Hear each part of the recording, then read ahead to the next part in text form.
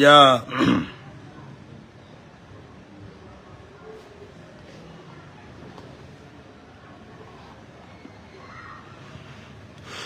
Igbo ekerekwa m unu, Igbo mụrụ nze m ọzọ.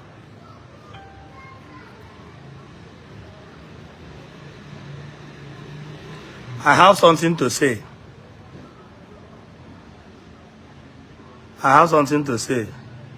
Many people say, Jpac, do not come live video. Do not do this. Don't do that. Yes, they are right. At the same time, they are not helping the matters. Yes. At the same time, they are not helping the matters. Actually, I can't about a lot of people are on the phone. Jpac, make peace. Make peace. Give peace a chance. Do this. I think I'm Bahamusu. No problem. I want to air what must be done before peace will take place. What must be done before we give peace a chance.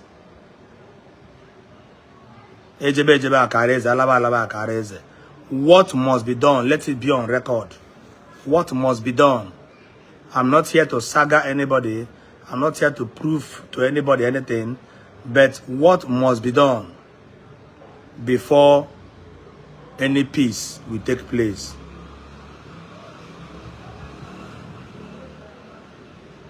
What must be done?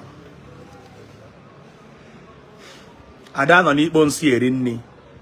That is, Ada no ebe nsi dị na toilet dị dirty na eri nni. Before ga eri nni, you get able to saa around you, clean your environment, saa efere, saa kitchen, everywhere dị neat before ga eri nni. You don't just come up, start eating inside dustbin. You don't make peace inside dustbin. You make a peace. How do you repair damages of people's business? How do you repair people's business, e.g., unaware damage? How do you repair it? Oh, yeah, but on WhatsApp, Jpac, can you not get his dossier? Dossier for what? Make peace for what? I ask simple question. Pinpoint Ogechi. You could not be able to pinpoint it. Now everything nini ne ma bro mo ka na agbasaga. Na na agbatara accusations ogo. Allow accusation ka ozara onu e.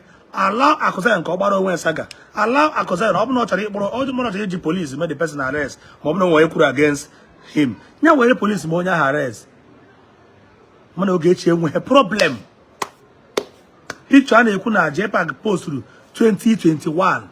And as Jpac, he went and be posted somebody's dead father. Now be we turn down one day, but who can you that's rubbish? May God punish anybody who said that rubbish.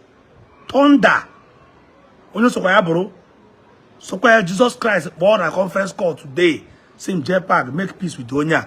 I say no problem, but I no go fear apologize because I no do you anything. Also, Angel Michael's name go to see Jpac. I just come to Ogechi ngwa ko no your own. I no go beg him. I no go beg him. Never. Everybody who knows me on Facebook, man, I'm easily to apologize whenever I see that I wrong you. I will hit an apology. I will apologize to you.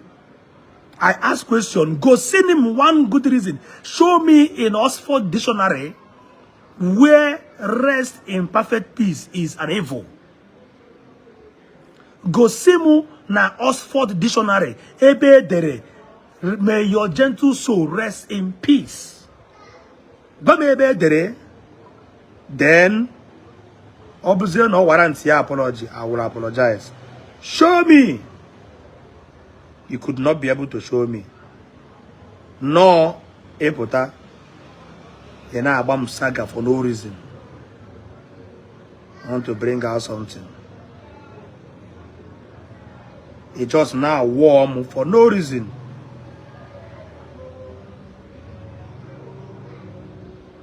Where can I get this thing now?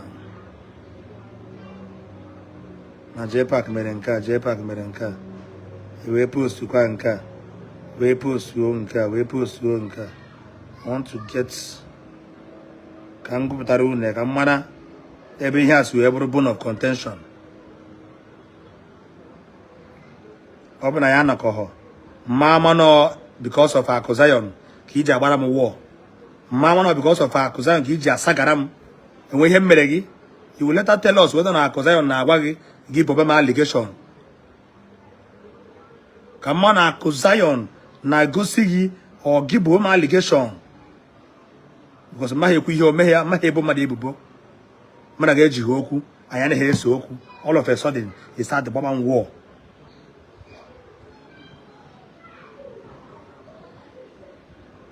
If the Baba war, for what? For what?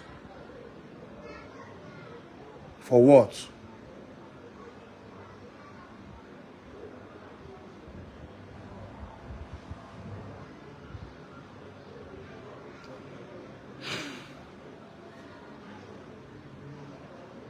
Mazi Jpac Media.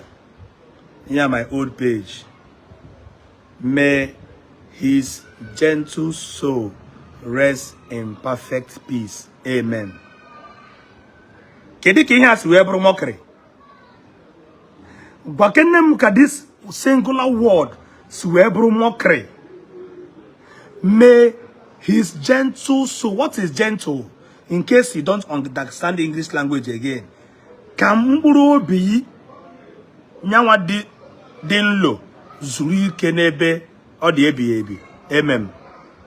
Bamu ko may his gentle soul rest in peace.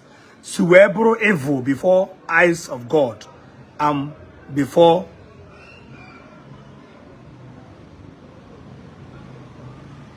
no na any eba ka se mo yo Ogechi ezu gopota osape onu ewa se mo go and apologize to Ogechi nya heru onu n'isi.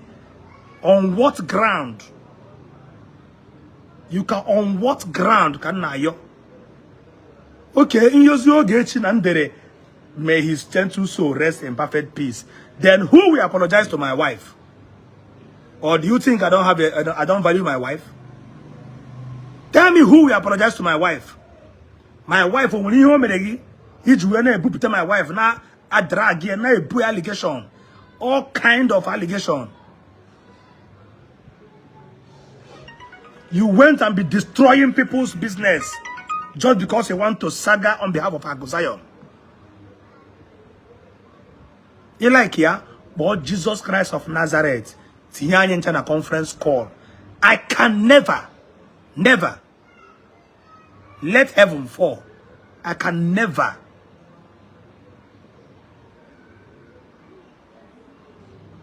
Nah, you got apology for what? You want to use it and stand. No, you not trust. I don't want to mention the name of person or on a phone. Name somebody you trusted. I am a meeting now, but we will say let nobody go on Facebook and start bringing everything down. Let everything come. You say yes, I thank you. After 4 hours, Onya Jue engage here in a conference call. Fiam, because now all the go any week, any day you stop talking about Jpac. I dare you, you can never have up to 30 comments. You can never ever have 30 comments. Because I monitored your post. He posts so like me, dossier, no comment. He posts so like you, no comment. He posts so like me, no comment. He posts so like Abby, no comment. Oh, when on you post no wa, you will comment now, bro. That's an amroge, mori onto saga. Mori onto saga. Because that's the name of Jpac will view. In my face will view. So even if you want to drag me, no problem. Drag here the name of Jpac from now till eternity. It's none of my business. But why bringing in innocent people who does not know anything about your saga? Kiwe view a popular man call rubbish. A meta interrogation man I because it's a banka. Near your eye yo. It damage image of billionaires. A better secret. where say I'm sorry. I'm sorry for what?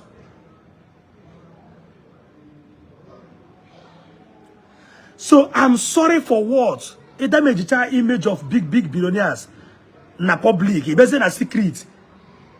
Code duo conference meeting. Ka we siziegi nya ndeni na damage their business. Is the business Akwa oko tiwaraki learn iyi. Nwere ihe Akwa oko mere gi. Ezugo should tell people the truth.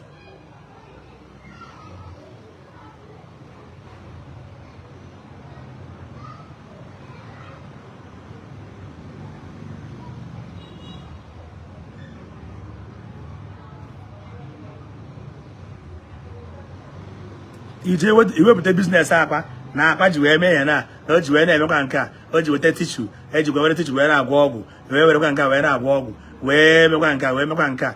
All these things just to tarnish the image of that young boy.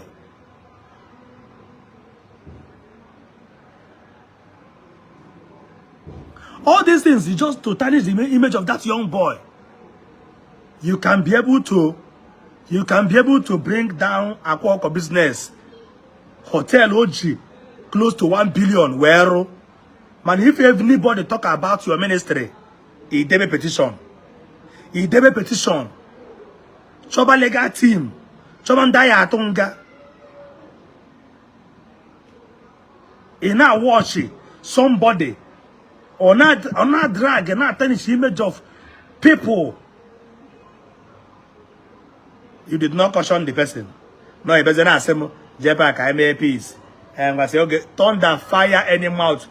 To God who made me. Only open 1 hour, my phone call again. Where some peace when I see here. Without telling that young girl, before I know where peace, Ogechi must come on social media. One day, madam, if I know both you my allegation, no lie. No, I say. Okay, but one day, madam, see man, no allegation, no, I say. Oga but one day mother na Akwa got what I call a allegation na say. Oga but one day mother na baby call a allegation na say. I will bring out my money. Can with the phone number on your Jena MTN can make call tracking because this thing is getting out of hand.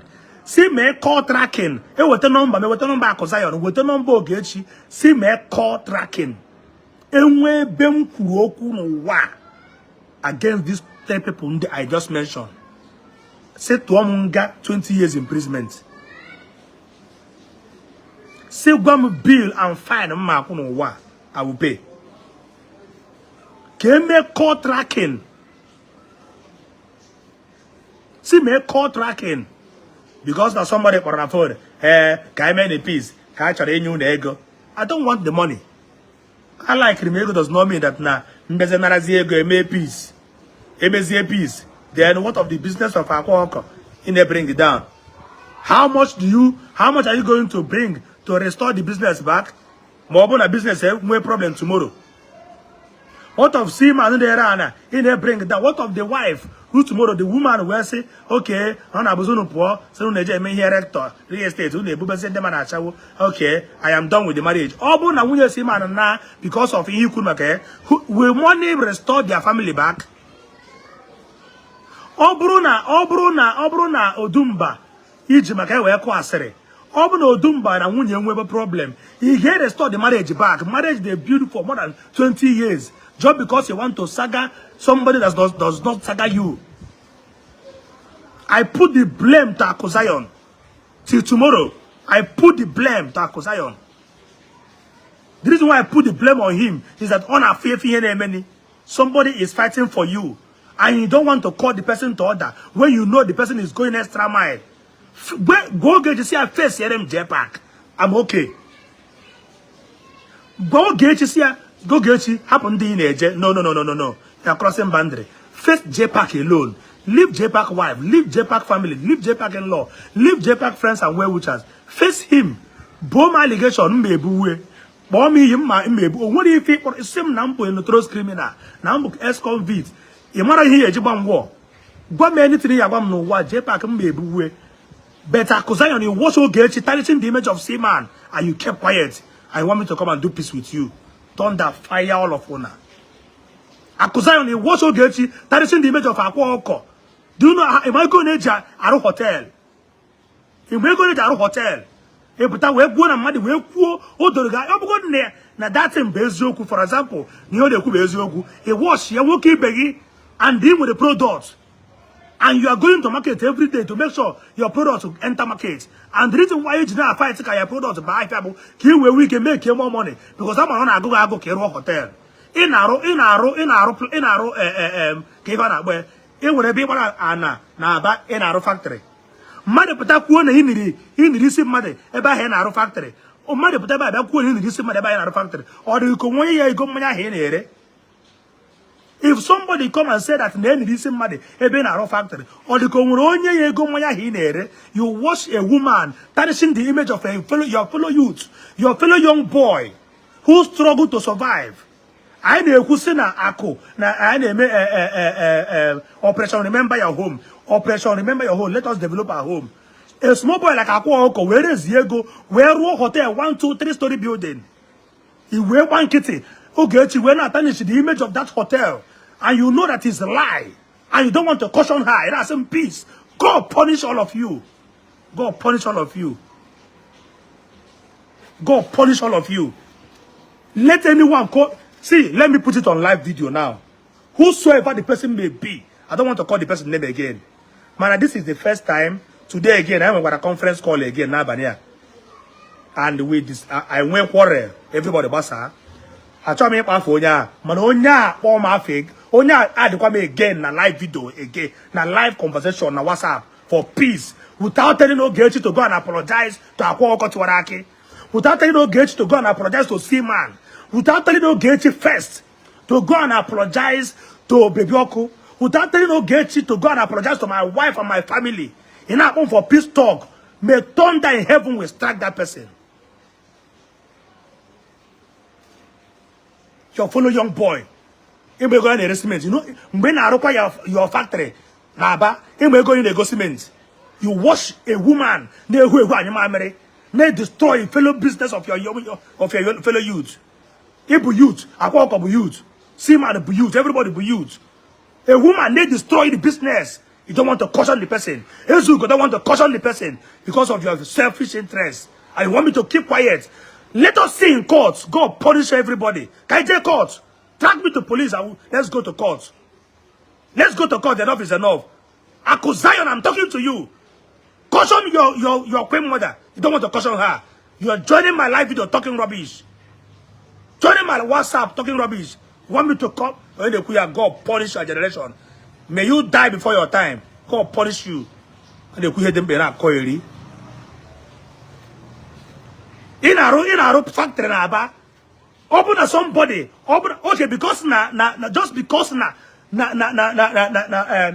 because na okongu dibia piara bia kuoku we kuo say no nwere gwara skenye 10 million naira ko we bia me open confession no ka one video ko mere 300 bloggers bought the video threatening okongu dibia na aga eje court just no okongu dibia made a video which I don't know whether it's truth or not.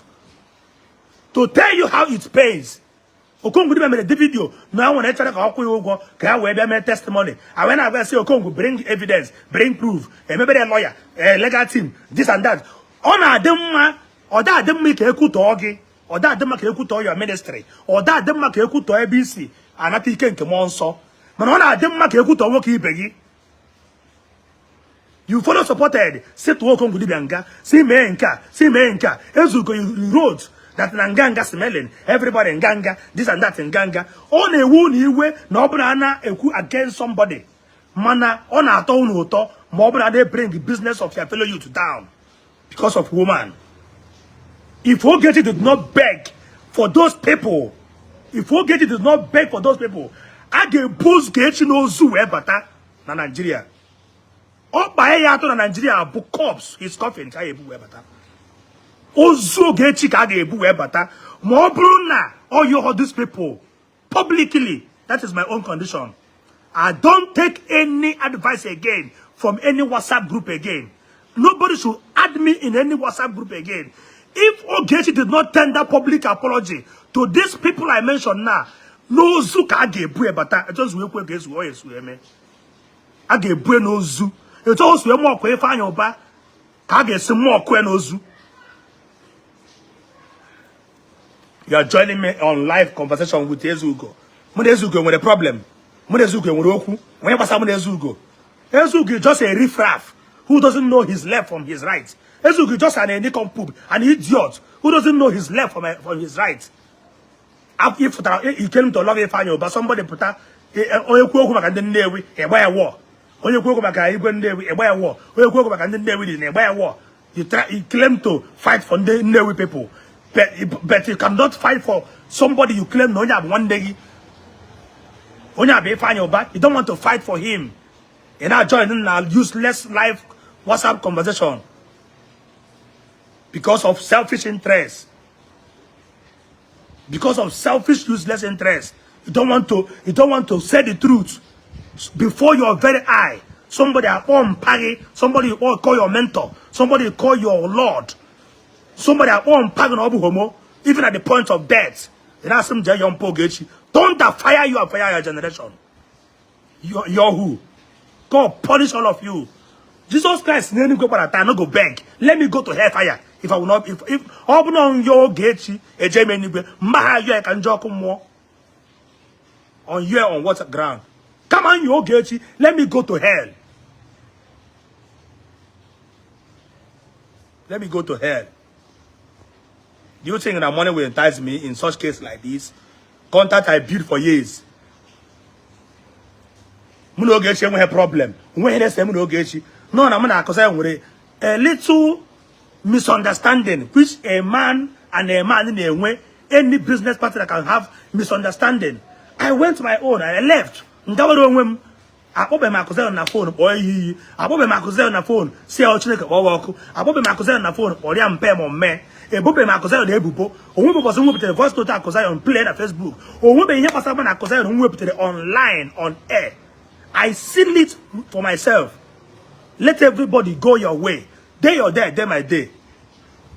Come in, you have to see I'm cousin on settle law in peace because you don't want peace. Give up get church of peace. How about the peace? You would have allowed me and Akosayon. I have to why internal war. We must settle. When Akosayon they settle law, I will settle the Z or my is too deep. Or members the other part. But man not when a phone, not on the phone. Or when you have that I'm where I me and I put your head together. I might not be advertising his product, but we might be friends. But do not give about get out of friend. It's not going to no club because even no I was the one with the number because you're negi. The phone bless yagi. Since that door, they can na contact in Jpac. Can I put Jpac contact here? I am not concerned about the Jpac or another Jpac. It's none of my business. Here, Mabu, Birik and Biri. Onye buba achari Igbo ebuo, onye akpọrọ ibe onye okoli. Muna Akosayon name woku. When two elephants are fighting, allow them to fight. Don't go and put yourself there because I get you settle. Then no man Akosayon dey so help I say I so I do which man Akosayon dey go be must I tell to no why no onye ga be police or what was because I have never bring him his secret outside. Who be here when go mere no se be say e go trazie fight no saba zera Akosayon war. Ebe mo se wosan Akosayon iwe bu na ka this thing na ga ihu. Could you be able to quench Ogechi? Where see Okwa Jpac here about war? Face here Jpac. Ogechi Baba war. Let nobody cause no peace. Happen okay, one war for 2 years. You have one war for 35 years. It's none of my business. If I reply her, a man anchoka, you know, na irrelevant. Who is audio billionaire? I forgot audio billionaire. Turn down about one negi. Come on, get out of here, idiot. I forgot audio billionaire. Kokara koyeri. Come on, get out from my live video. If any guy, he did not caution Ogechi. He have Ogechi. Woki begi tarafufo. May Foundation. Raw Hotel. A banketi. Onya na atani shimeji. But if Jpac or if anybody one way ku refara your ABC eburu ike iwere police threaten bonya were onya because common na eke hit gunyere advice common no eke hit nyere advice wee kwuo pastor na mee nke a mee nke a mee nke a mee nke a okpokwa ha pastor iyi okpokwa ha evangelist iyi edebe na akwụkwọ from Abuja na aga eme oke hit arrest because na o nyere advice na abụrụ insult ifu go sa afụfụ na ahụ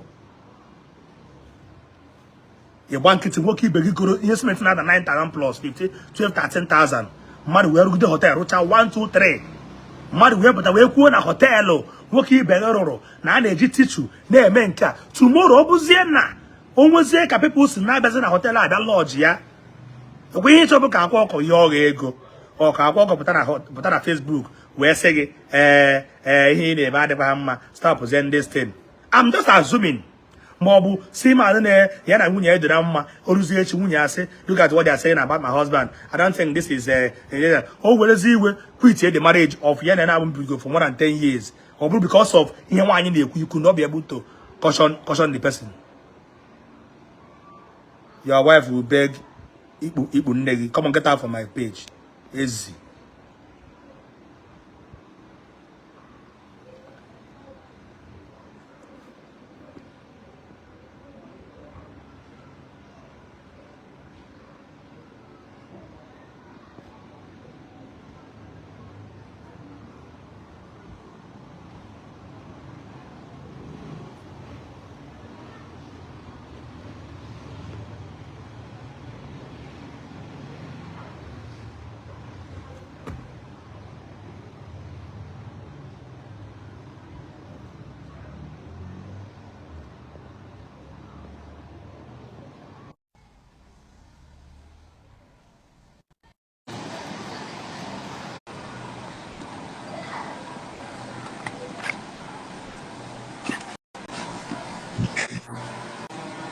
Ofuji.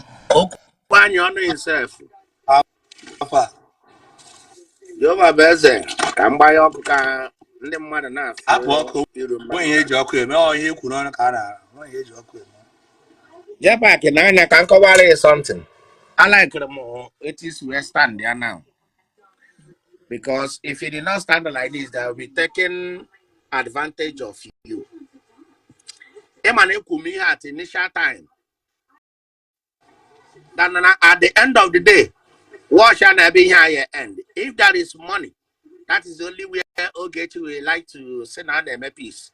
Where but as I work and I need na coach bobo no wine now you're working. So I'm no wine now you're working when they demand the piece from you since all this wine. My corner half ego. But nevertheless, Ogechi na say Jpac Ogechi. Can you Jpac me Ogechi? So now where there rest in peace for 190 or Rest in perfect peace. Rest in peace. Yeah. Rest in perfect peace. Okay.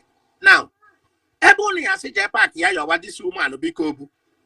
If eventually now as a Jpac na to na papia won, ya bu no le kuku on wonya dendo. E we ku ya ja yo because de nka. But Ogechi ebuku uzo we deny ya this man online. Which na bo bidoro ya since 2017. She denied this man. Put you want to the picture a lady on our UK and a chief pilot. And what group the on Ogechi and Ugochukwu denied. Until this girl where banning this family where me tell the woman. When we take contact the man, why na phone na live Facebook. I ain't in an egg. If you don't web trial what the man there. Eba wa Ogechi na DS we phone number papa where the man na phone. Now at the end of the day, the man no get denied. The girl will provide that the picture on Facebook. Now, Ogechi we kuro maka the man. We say na us here near befitting burial. The man what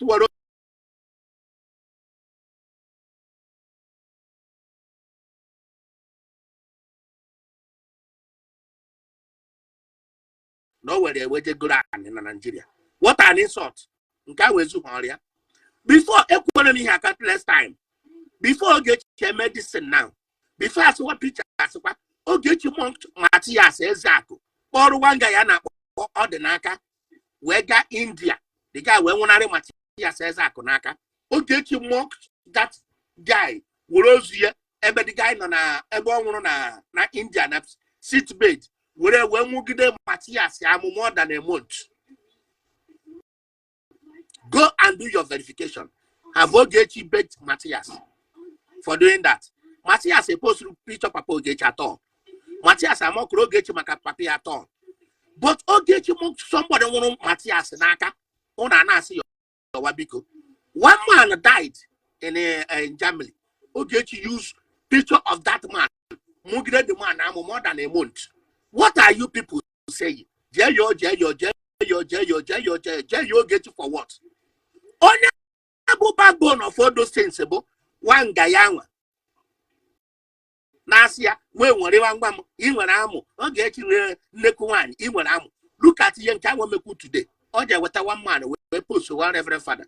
Where's your nabo? Spiritual Father Bukobi. What is the thing showing you? Only may instigate fight in the church and the church. All one people, Hakusai and arrest. All this thing can never stop. That guy was bred. They are the head. Na Facebook. How can a man be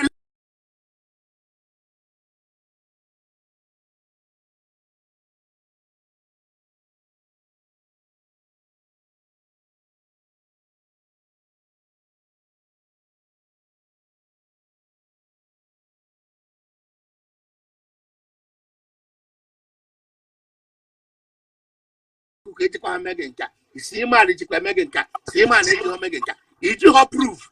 Is you record? Is you shot? Is you on today no potassium Akwa? No money in the Kubasi. Akwa okuko will for ya. Where do I see? Na Jpac look at icon. Why can't you with the proof? Is you proof? Anna. Listen, anybody open an answer you your biko, they only want to record you and they keep for future reference. They will use it to nail you down. Jpac moki abo. They tell the back again araginike.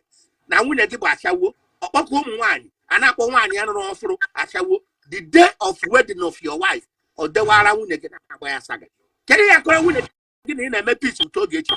Ogechi what was saga. He just wake it. Jpac image he just wake it. Do not beg these people. Do not beg again of them. Anyone Ofuji, you need to preach remove because I'm a man and with a family and with many extended family, which is my in-laws, my own family, and my own family. And when I'm friends, and when I'm conscience, something I know I did not know anything about. Hey, but they translate their image. Hey, but they bomb na secret. Hey, bomb na secret call. Say muka mo no nya me peace. They okay, no problem. I did asking na my peace. But when it's not no problem. Ana atoro igumri ana asai miko we ngomri. Atoro igumri ade begede. Ana asai meiko ime cup when I ngumri. That is to say, actually make peace. He gave buzo. Imagine hearing I. Oh, if I'm going to about institution. Make it for job. I don't put the second job. Okay, even on my here, when a microphone cool and Jpac born you ebe mare 3,000 berahia. Then Uruzeka, I have a zebella nambode. Bending in derahia latazere. If as a neguzer at Jpac abu you have to wait the following day. The mother here, you could a Jpac abu you. I put na public. It bought my wife. He put allegation. Black walk allegation. Bossy man allegation. Boy, anybody around me allegation. It but the same moment again. When you my wife, if you go my wife before, when you get my wife now, so get your Kajepa Norway, Nepe. You are married with children. Get on with your Jpac is the way involve all my wife. We put a picture, picture women and I won't say, oh, much if I can say the picture, a buying on a pool. He will put a Wasaba, Nagare, Jpac, and we Jpac, as if that one is not enough. He just grew my in-law, my own in-law, in one of your book, but the Oba Ashawo, A woman you don't know from Agukumri. If I remember my wife, I remember my mama, my wife, I anybody around me, if they know host room this talk on WhatsApp, opposite and say, okay, let it go. After 1 week or die, yeah. All the video ni mere na kwa oko jimenka, see management oya jimenka. Video ni na katara phone ndem made. Then tomorrow, for references, mother but also say Jpac onwe mboso juwe ko here here to when both you here to now you no can Jpac, I want to show you something now. Wait.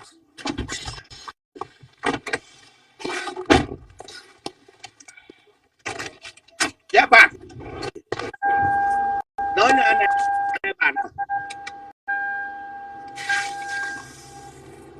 And I for this lady now here. yes.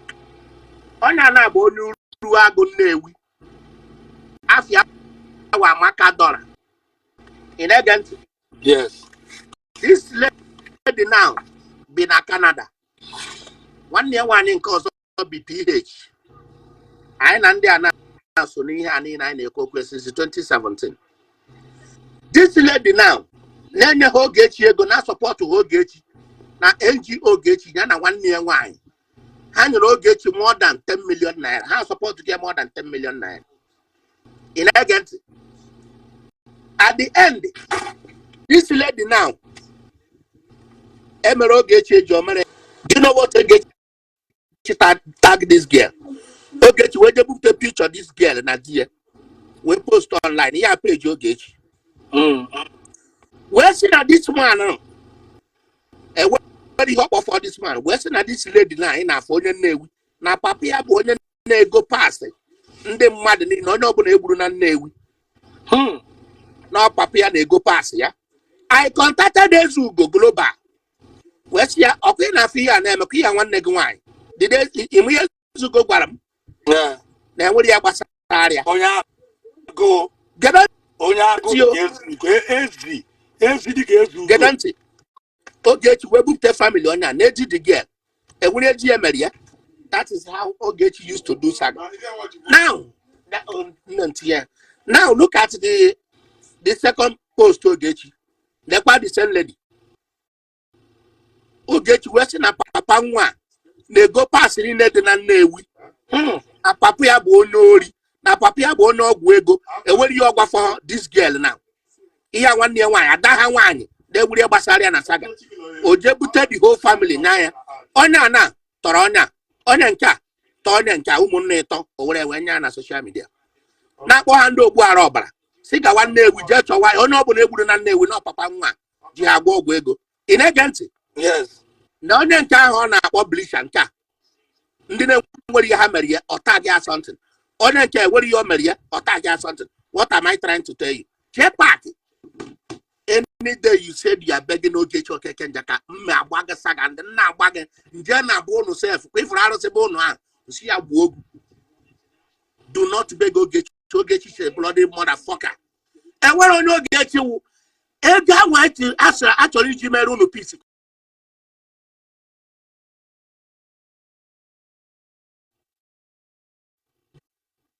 What's I going to Maria? That is how she is dragging family by family. And then in an answer, Joe Ezu go to Nanka, 1 year wine from Uruago. Only get 10 million no fake hospital.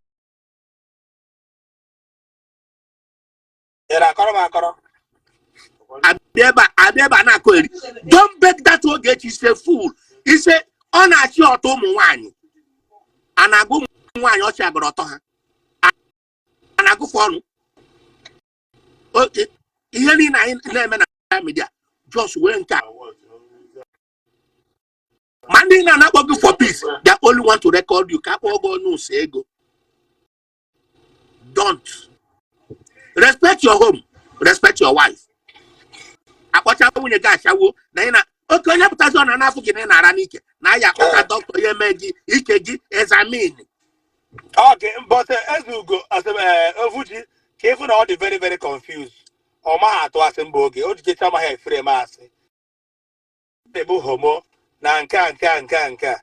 the same views na mmadụ bụ homo je kpọkọta my exes yesterday ha rụcha 2 or 3 bịa na live video gị na-akọ na Jpac ji like kwa nwaanyị na Jpac don do without nwaanyị Jpac ji edit mba onye ahụ bụ homo mba onye ahụ bụ homo ịpụta na asị mpi stock jee mee ga mee ndị na-efuru na-ede onye ọbụla ịfụrụ dere si gị Jpac mee peace with Ogechi bụ machineries Ogechi sendịrị ka ha nwee ike na-ekwu this thing na-agbasa peace so that ọ bụla nkwete ha ara tomorrow ka ọ sịrị yes na Jpac mere ya true because ihe ọbụla mere Jpac mee apology bụ yes amụ mere because ọ ihe i mere ka ihe eji ma ọma capitalize ya na Jpac mere apology ihe ọ capitalize mere apology for ihe ọ na demand ọ ga-capitalize na Jpac emega apology for ihe niile ekwuru ya eziokwu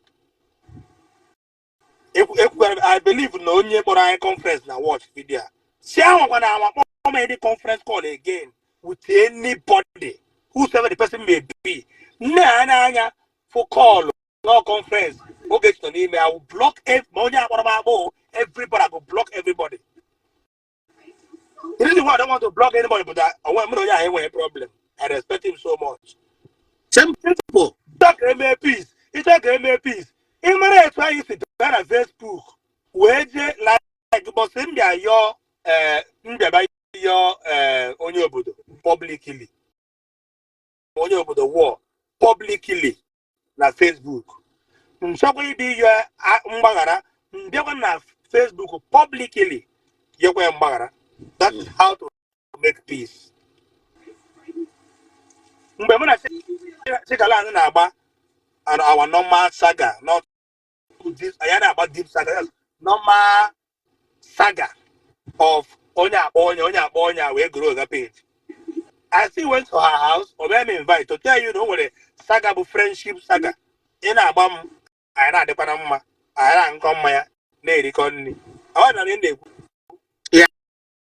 anyị na-erikọ nri na-aṅụkọ mmanya ndị abịaghị anyị ṅụọ mmanya nọkọ see foto mee video. That is friendship saga. Ọ nwere ịbịa instead of my wife na-enwere ife o mere gị ibu ezigbo ede Ifeanyi bụ ibu ezigbo ede because ihe ma na Ifeanyi ba anwụgo ọ bụ na ọ nọ na sick bed can you be able to open mouth and say such? Ị ga-erifu onwe gị na Nigeria in next 24 hours. Jpac, can I ask you something? Okwezugo bụ onye Nnewi. I don't think Ezugo bụ original onye Nnewi. Ezugo. Akwa wagbata ya bụ onye Nnewi. Confirm. Now, kedu ihe mere na ha pụtaba wee bụ Ogechi? Ya bịa ka ọ sị Ifeanyi ụba mana ọnwụ mana ndụ. Ya bịa yọọ ya biko. Ọ na onye nwere anwa ada ayọzi ebiko. To say the man say that papa na you have to apologize to my dead father again na ama onye ọ bụ. Dead father na-eme bury ya attend no. Nana kweke ya bụ nna gị mana the same America ahụ nna gị nọ na Illinois ka ọ nọ wee nwụkọ Illinois ka Texas Illinois ka ọ nọ wee mpa gị na-eje eberi ya ị na-achọ ige nda apology papa gị ọ siri ike mamụ ya jijere na chọọchị enwere ụdị papa gị na-eje eberi ya o ị na-asị mee apology ị nọkwara online. I remember that 2021 ọ nọrọ online na-anakọ ego ji ebe eberi mpe na Nigeria ka bụ ebere tozu mpe $12,000 ịnakọta ego gbanye ego n'azụ akpa gbanye ego gị n'azụ akpa go fund me maka mpa gị nakọta ego. He did not go the burial, he did not attend the burial, he did not smell the area in the mpa gị ka somebody who wish well for your own father that they mpa gị rest in peace. He capitalized here, he wasted that thing. Also he could demand war because all know ya go away eziokwu mgbe Ogechi oge ekwu na saga ọ na-agbatara akụza ya saga because onwe na-ese m Ogechi okay no condition on gị on the first time ka ịma na ihe arụrụ arụ ọ sị na first one na ihe akwụsị ikwu maka to tell you no onye na-anụrụ ọgụ. Yes Now, career butere Akuzaya Nokwa. Jpac, let me tell you, guy, kudosi kebeko. Nobody will do anything. Now, Ogechi was where don't beg anybody. highest action I take is now, which is court. Highest action Or can need is provide the now. man or what evidence here you could record. Which is court. Then Ogechi America, but Nigeria. Yes. I just say that I just say court direct. Then I say MTN number more or the court ya grant him that now they will take number Ogechi with the number because I a tracker. Is there an MTN track our call for past last year? Kamaro no when I discuss was that fine with Ogechi. A discussion with Baby with Ogechi. Did I discuss with Simba with Ogechi? Did I ever tell Ogechi anything about Akwa? Do I know anything about Akwa? Mbaba got a motor, but Ogechi one war. Careful on ya, do deadly. Ogechi and a line where one of the game the motor. Ogechi deadly. If I buy you food or beautiful. Okay. Ogechi one war. We're going to say, I'm be idiot. Nana plan, Nando can apply. I don't care. From GLK, from Matic, I should not take it here in the Dibia. Where's a good kind of Dibia? Akwa, but I put about that. Or go with the transfer, send Diego account. I would have go to Cambridge, we go to we go to travel more than 3-4 times. They will go accident also. We give him with motor can the man serve. That day, we tell I'm going to celebrate. Onya bito upon nanda gather on that time no. Kemara obiu for brota go bido. Upon nanda go that time no. Obito mo boba war. Na kwa ji we bra bade. Okay, keduka onye okun na unu na share the nonsense don't they post because anybody that shares her broadcast is an idiot. Whoever that share her broadcast had more than 300. There are 300 fools, 300 Nikon fools, and eat murderers. Can you go on or me? You pursue one war against Akwa being moto. Can you come and consider something about Akwa?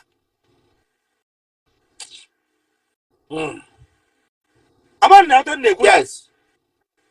Now, as a psychologist, who you are, psychologist, or as a Onyo Kibe, can you go on your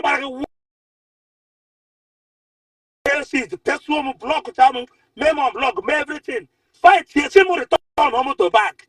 Can you go on your war, maybe moto? Can you have a war is not a private Sonia, Mobno, a private app. On open a man, what year they go. Then Jpac say, if a porno, oh, get the attack for baby.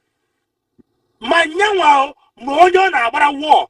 Unless Moyon about a war, but I cost on where because I go down to him exempt from that evil. Okay, to name a trials the appetite of ring light, buy live video when they about about ministry or about his product. We okay, about that address issue. A man of peace. Of peace. If I want to address this issue between Ogechi and Jpac. Jpac, but I don't want to go that. I don't want to go that. Ogechi, Biko, after me, we had a live video. Opening about war. Came about more about war. Or say about the war.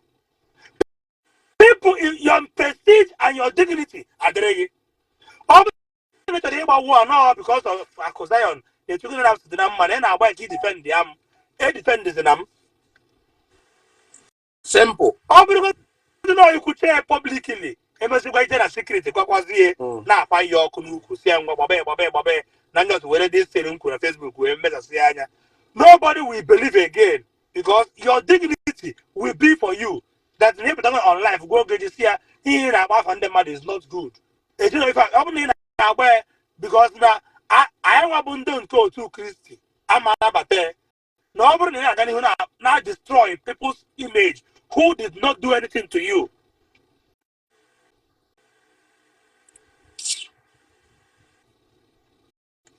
Now, Akwa now, so get you with the proof in your corner. Or ya go that or Jpac, but I'm Jpac. Or ya go that on a court. Akwa, yeah, you could access them. Jpac asịrọ iwu ha proof ị na-akọgheri onye amara ihe ọ na-eme onwe ya Ogechi amara ihe ọ na-eme onwe ya ọ na-adanye n'onu na na-akụrụ ya ka wee nwere nwa m ọ na-adanye n'onunu before my court offer na Jpac stay on your own, don't ever let yourself down to Ofuji need to hear that one because now Obram Mayo Afrondu am Tete. Mobram Major how would they go hang don't listen also gonna say I 20 trillion don't listen to them. He had to represent Diego Kajepa and Jpac like Diego Kajepa wears okay send the account to was send an account to Pam. It's been short to account to date. There was Jpac send an account number. Go where Munne Azo. Then I could okay, let's say that now then 5 million naira Mbezie and Nabuo. What of business are and I check a crumble of 5 million I go to the business or half way build. Okay. 5 million I go to business him and and many years of marriage. Over a lad today with 5 million naira bring back his wife. Okay. Over another 5 million or whatever. With that 5 million, bring peace to the family of Baby Oku. Mobana only problem with you because of Yekuregu. With that money, Ogechi Njaka must come to social media. Ban here in our listen by say, Momehe, Ogechi will never come back to Nigeria again alive. Oh, I will know Zuel. You just will quit Allah, menu, more everybody, Nurolum, everybody, Nurolum, Allah. Ife Nronum Obu Ogechi ebe yonda mgbaghara o menwe peace na ndụ ya na ezinụlọ ya ma ndị niile aka ha dị na ya bụ arụrụ ala o menwe peace n'ụwa etu o so ebe ife anyị ụba ka a ga-esi abọ ndụ na-ewute akpati obi and ebunata a ga-eme osu arrest a ga-eme osu arrest. Let him sue me. Let her sue me. Let us sue ourselves. That I said, and I quote, that if Ogechi refused to apologize to those people, Amadio had a tribu above no, and above no, or men with peace from day one. Okay, with peace no wa. Peace. Okay, I'm on the one of peace. Ogechi adem do re. Okay, very useless person. Ana akuriake in Abasaga. In a query, he will approve here. And every did not support that. And we will see the end. We will see the end. Ogechi Renando. It's only about war. Tembo na bomb homo or Ekubogu. Tembo na bomb because him and a mirror. In particularly, I cannot reply you because replying you being your attention in your relevance. If I'm a member, one time to reply you. Man, it's my face, my name. Where's the answer? Where's say Namo say? No proof at all. Ozu Agebu Awelata. Ozu Agebu Ozu Elota. A plan about Christmas. That day plan about Christmas. About Kate. Next day, Ozu Agebu Ozu. And the name of the in a live video. In a watch, you have a live video. If you want the Maracana Bam Saga, Bona, conscience nearly, Ogechi war peace. Ogechi and war peace, Nandwe. I'm not getting with a peace or matter by ring light morning, afternoon, night. Just to prove her. How long will you continue to prove yourself? Bring out one evidence that Jpac said again. If I will not come to the next minute and apologize to the whole world. Ogechi, I know. Ginemeko is better. Ogechi will record you. On evidence now. On a flash drive. Okay. oge record tigi kemgbe eji agbawo a ọ na-achọzi external body ya nyere aka gbawo bụ na onweghị tools Ogechi nwere tools onweghị evidence onwe tools ọ ka to go for ga-abụ because onye sịrị I will destroy you bụ ọfụ ihe Ogechi destroy ihe oge destroy ihe so onye na-asị I will destroy you bụ na ọ bụ na o ji evidence of anything ọ bụla m kwuru ọ sị na m gwara ya ọ ka to go online by now either na sima na-eji police na-achọ m ọ na bebi ọkụ eji police na-achọ m ọ na-akwa gara eji police achọ m mana o nwere proof get Jpac ọ bụ na nji nọmba Akwa ụkọ Akwa Ogechi must come and prove that na o kwuru maka Akwa I swear ọ bụ na nji nọmba Akwa ụkọ I will call Akwa ebe ọ na ọ na-esi ọnwụ wete proof because lawyer ndị Zion gwara fasifa ọ bụrụ na ịgwa mmadụ ihe na ntị onye anwa mechaa pụta bịakwuo ya outside ọ bụghị ngwa atakịrị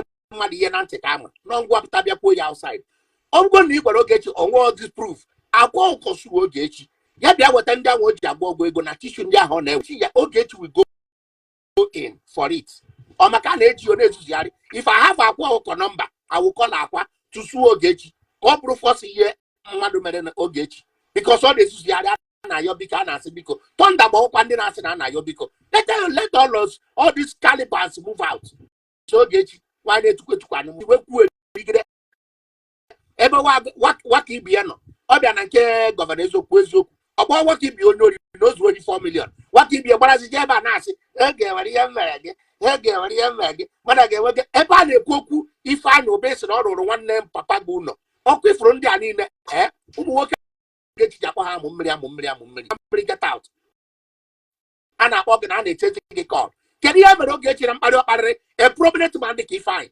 asị na a na-ayọ biko si onye biko si onye asarị ka a sị gị sarị ka ị nyezi efe ego let them fuck off with that their bloody money ego ekwensu ka e were ata Jpac na ego ka e were rekọdụ ya Jpac be careful dị na asa kọl ya na if I were charlatans call let them go and sit down Ogechi emechaghị ihe niile ọ ya eme gị onye ficha ihe niile ọ sị na a na-ara gị n'ike onye ficha ihe niile ọ sị nwunye gị basawo ịmụkwa ihe dị ya nwa ka ebe ike ya ya ọnya ka gị na-eme udo sị na mere udo let them fuck off don't pick any of them call again ndị ara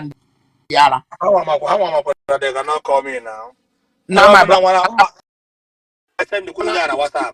I have respected you. I have respected you enough. I have respected you enough. Any more call again, yeah, for this piece without telling Ogechi to go and apologize to Ndo Metro. I will comfortably record you and post you online. If you cannot be able to tell Ogechi, go online.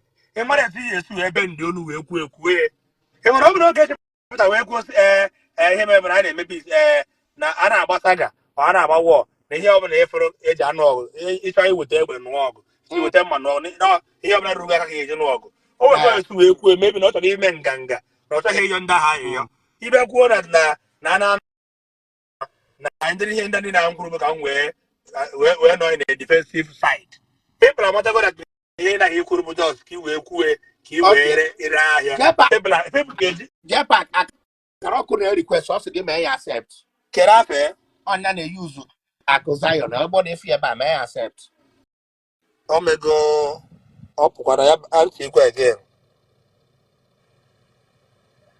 ya mekwa again ọ pụgo okay akara ọkụ request again ọ pụgo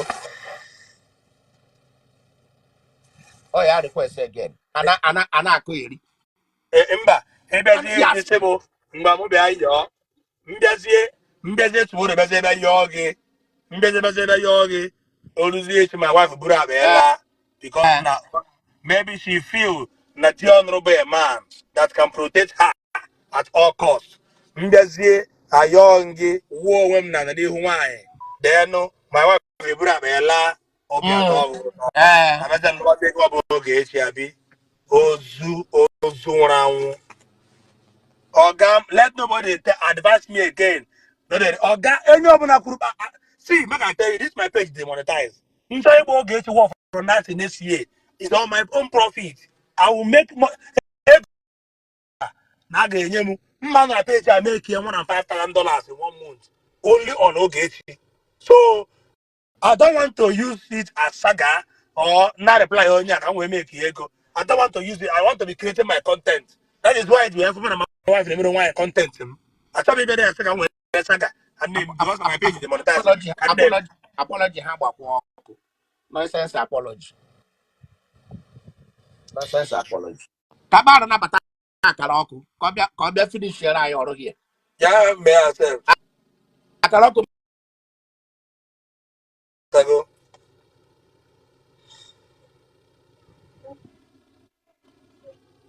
Hello. akara ọkụ. Oh, what about that? Yeah, good evening, Daalụ my brother. Uncle Jpac. One them nah I hear not the guitar about water. Yes, all the more. I confess your dollar. Obu that may remember this voice.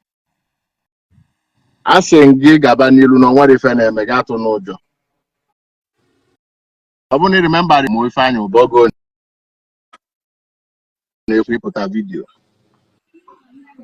I don't know if you remember. Yeah, You yeah, yeah. remember? Yes. Yeah. I asked you to write down. Let me tell you, you are dealing with the most dangerous group on Facebook. And it's a syndicate. Obu blackmailers. See your biko. These people are what about the makeup of this queen pin called Ogechi Okeke Njaka.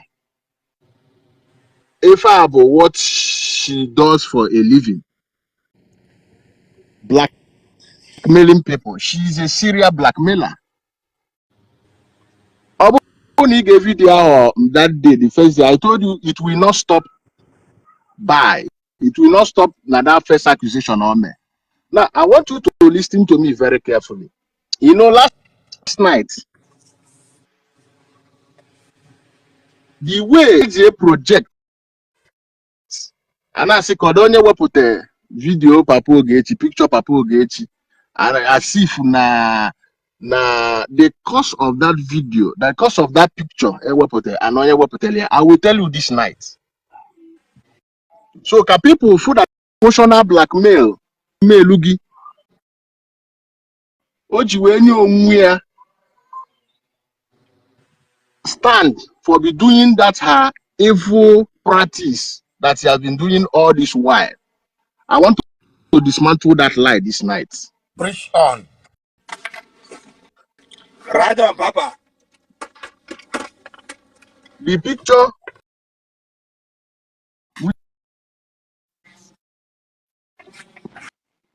was brought on Facebook when he was alive by me. Okay. The Queen Pin, Ogechi Okeke. Hey. After Wait to some time, screen recording. Screen record one side there because record, record, record. After some time, she denied that the man is not her father. We made okay. her believe that the man is her father. She denied the man.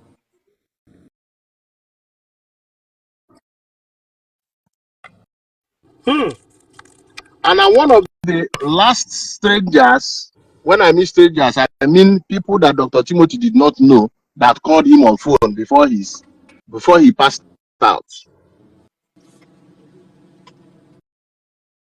Potential problem.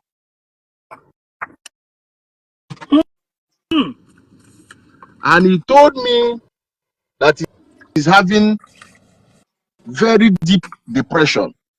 Nyampo get that one ever. Dr. Timothy Okeke. And he asked me, requested that I should buy his book Chai. on Facebook. What a great man.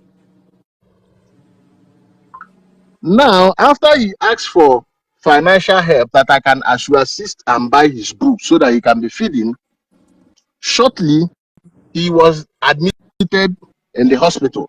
I'm So not I was admitted in the hospital. maybe we'll get my there. Now, when they died, one of my source in this hospital called Fortunate, not Ogbetele,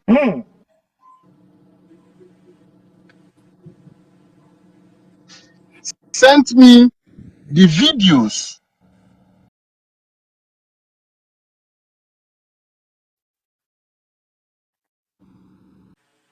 So when we announced that her father is, the Queen quickly rushed out to debunk it, that is a lie. Now we begin to track her father. She was doing the same thing she was doing now, blackmailing people. That's exactly what she's doing to you, blackmailing people. Now, there is this our follower called Chief Omego that family. man buried the man, used the man to raise money on her platform just to mock the dead. Hey. So when I told her that her father is, because she don't want to receive that same treatment, she denied that her father is not dead. I want to tell you why.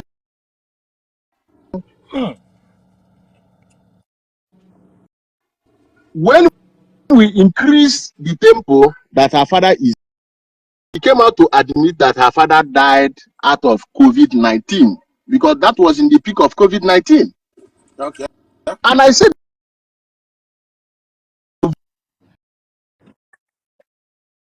deep depression and a blood clot. His father had a lot of blood clots. His blood was so thick that he can't move to his arteries and other vital organs. That was what a man and deep depression came and said that her father died of COVID-19. Okay. And the lies was too much that she was gaining that sympathy and want the narrative to move to that side. That was why I intentionally released that picture, so that the public will see that there was no ventilator and the corpse was not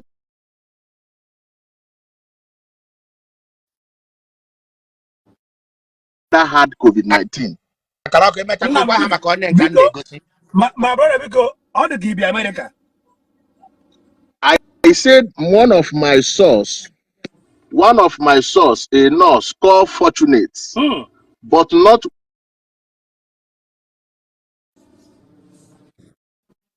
main aim of releasing the picture was not to mock Dr. Timothy, but to debunk the lie the Queen Ogechi have labeled that her father. So I brought out the picture so that people will see there was no time they use ventilator. Man, the man of blood clouds. And I want to tell you, before the man, Ogechi did not know the way about of the man. So whenever he begins to lie, we have to bring something to debunk that lie. So the picture was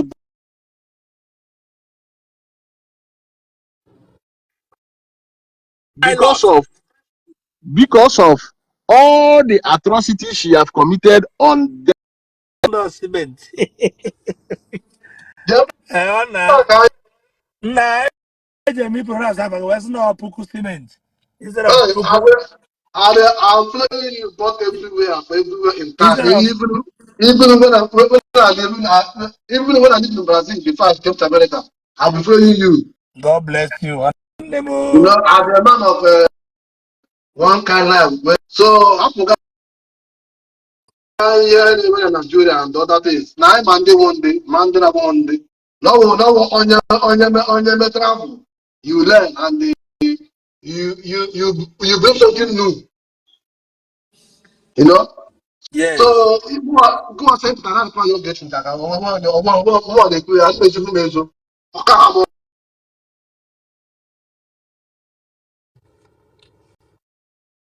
one that we have done from zero from what ụzọ bata America mana mma gbasara mbasa onwe onye nwe you can't go where I go I'll get emefuli ya you can't speak where I speak enwe onye nwe ya ọ na abụghị ihe a na-akọ peace what peace need you have beg for what a na-eprejọ m ka e were ego prejọ m na-ayọ gị for what all the new people nọ around Ogechi but Marco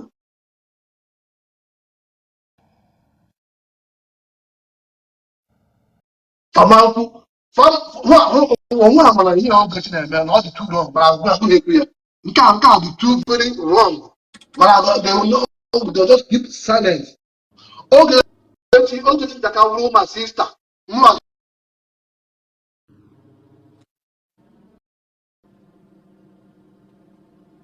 to God who Ogechi Njaka wụrụ my sister ma ọ ma ndị so wait na ya forever.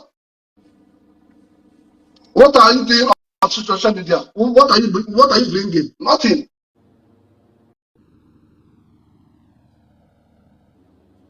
So you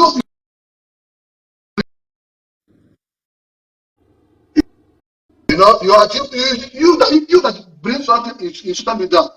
Both have to be from doors and them. But you that social media, what did you bring? Nothing. You that travel, live in America, what did you bring? Nothing. Zero. Follow my sister. No America. Who are ultimately here. Leave the pressure and everything. What they're doing. That is nonsense. Even every time make a pattern online. Now they kill the person. Come your page again sometimes. But sometimes we get mba ọ bụghị nwa ọ bụ ewere iwe mba. So if you marry the person I want to I'm off today. If you marry the person I want to now another give you they laugh their your Ogechi Njaka. I beg for what reason? I don't know.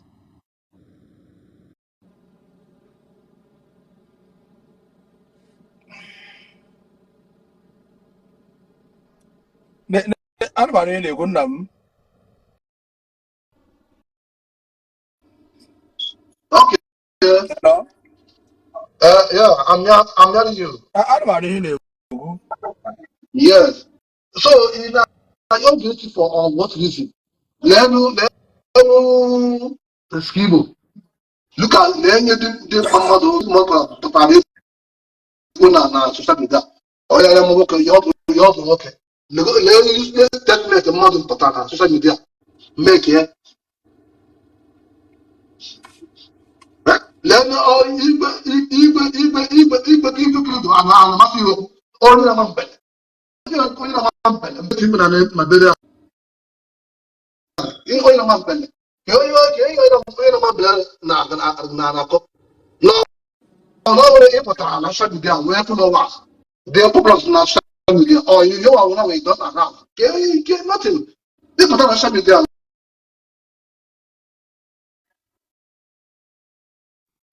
The only man bed. And I'm not calling them. Only I don't call. I don't know.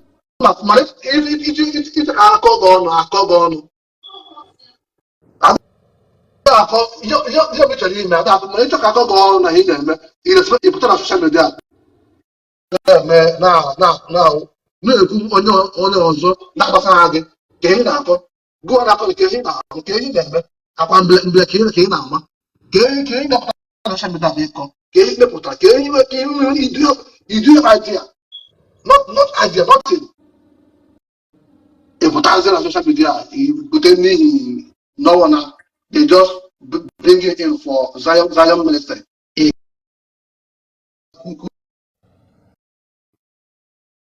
When you cut when you put now they put I say each and in the working like you face other things. You lose on your job.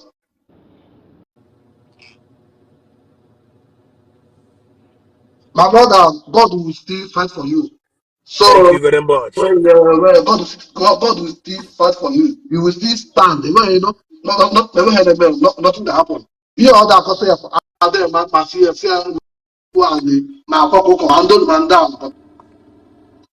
Ihe nwaanyị na-akọ na social media Ogechi nwere sio problem mana ma ọ na-aga mme otu kwesịrị o nwere mgbọsọ ọ na-eme live video one woman ha na-eme live video the woman na support ya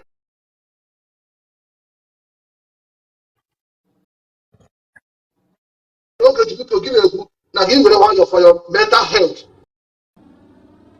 ihe ọkọ gwara ya o wee kwere gị okwu si ya na ọ na-eme mental okwukwere ya check any this man gwara na ka o ji were not happy so something is behind which you don't know so my brother nna si just free your mind for all this thing also can you know ndị ego I love Ogechi I love everyone mana ịpụta mee ka na agwa And na I ya nke like a it. dị tụba mkwutọ ya And na I nke a dị tụba ndị ọbọchị kọmịọtị but join now. oyiyi ọsọ dị kpọ asịrị kpọwa asịrị we don't care mana nke a tụta dị too wrong ọ dị too bad wrong so ndewo my brother ndewo Thank you. ndewo Thank you very, very much. Thank you very ndewo much. I'm trying to God bless you and your new wife yeah? So onye lọtara good wife lọtara ihe ọma and peace and that peace onye na-asị mụ jee yọọ onye si ya yọ my wife for insulting my wife. okay Dragging my wife who knows nothing about what is going on. Dragging my own in-law. Dragging people around me. Well, I don't blame them. I blame the idiots. She got the video. Anybody who shares her video is likely to die untimely because exactly they know the truth, but they refuse to accept the truth.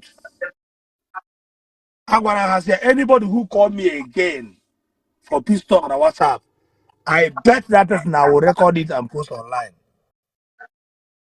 Any call again, exactly I will call me again. Now, no yo. Before any peace, he got you my wife. He got you my friends in the image of you blackmail man, blackmail the Bioku, blackmail Akwa to Araki, and still going to blackmail more people. more people more people No, oh, was on a live video where was noble. She wanted to say Bishop Ozobolo.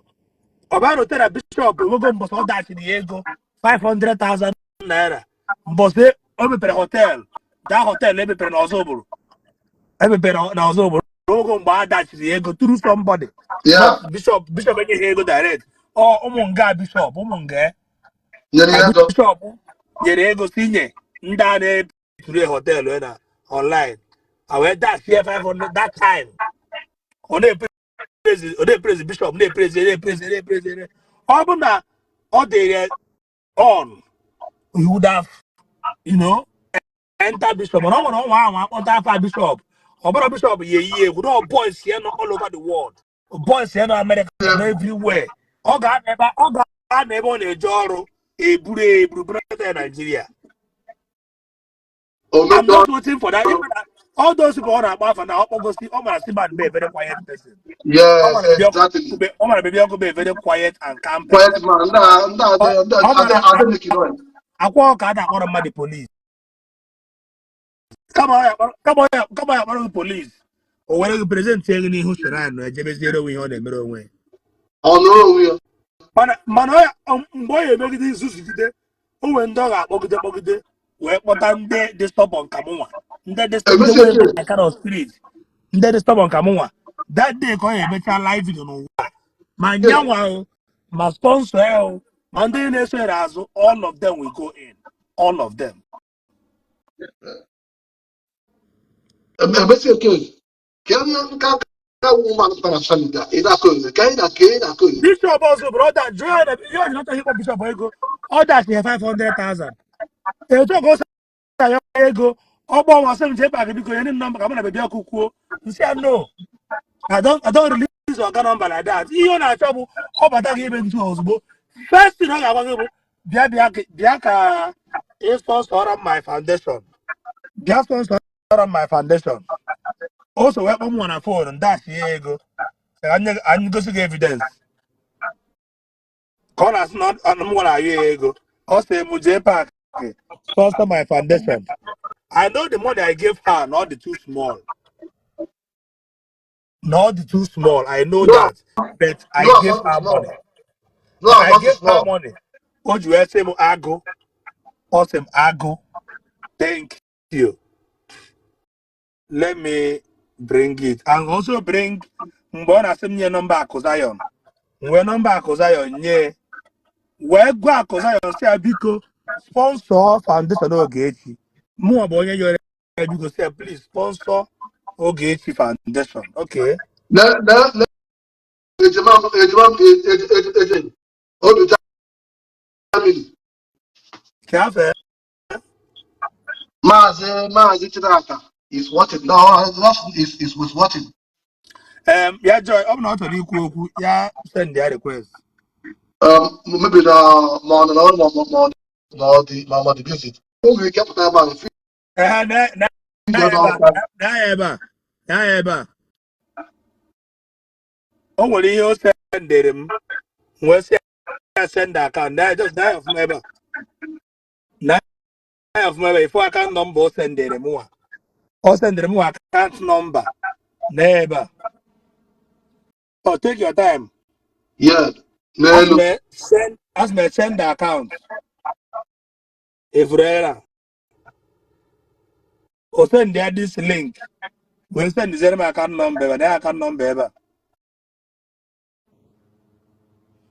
Then most of the account remember OG Angel Helping Hands Foundation, First Bank. Our NGO account, I still remain your humble servant, Mrs. Ogechi Okeke, whom you all are well pleased. Or send the here I get a do that message in the phone made this so here I get about the sleep and send the area. Then this Yeah. small one I get about all reacted to that sleep Yeah. send the ego or where's some ago thanks. Here access bank. Or some ago thanks. Can go see mgbe m gwara akụza ya nsị anya ha pụọ ya ha pụọ oke n'ebe oke m ụzọ yie maka akụza ya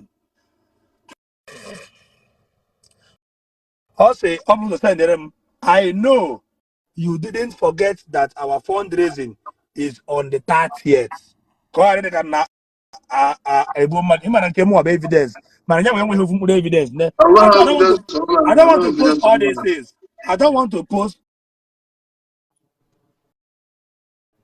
n'ebe a Then amaghị m ya akpata uwe nke onye na-eme kasị ihe a n'ebe a ọ sị I know you didn't forget that our fundraising is on 30th.